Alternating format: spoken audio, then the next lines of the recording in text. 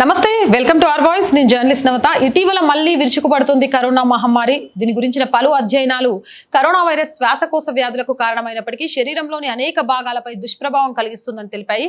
Corona virus శరీరాన్ని ఎలా ప్రభావితం చేస్తుందో అర్థం చేసుకోవడానికి ప్రపంచవ్యాప్తంగా శాస్త్రవేత్తలు అనేక పరిశోధనలు నిర్వహించారు. ఇటీవల ఓ అధ్యయనంలో కరోనాతో గుండె సంబంధిత సమస్యలతో మరణాలు వేగంగా పెరిగినట్లు గుర్తించారు.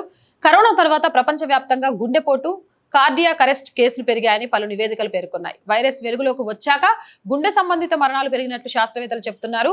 మసాచుసెట్స్ లో మరణించిన దాదాపు 1.28 లక్షల మంది మరణ ధృవీకరణ పత్రాల డేటాను పరిశోధకుల బృందం విశ్లేషించి హెచ్చరికలు జారీ చేశారు. మహమ్మారి నుంచి 2020 నుంచి 2020 మధ్య గుండె సంబంధిత మరణాల రేటు గణనీయంగా ఎక్కువగా ఉందని శాస్త్రవేత్తలు గుర్తించారు.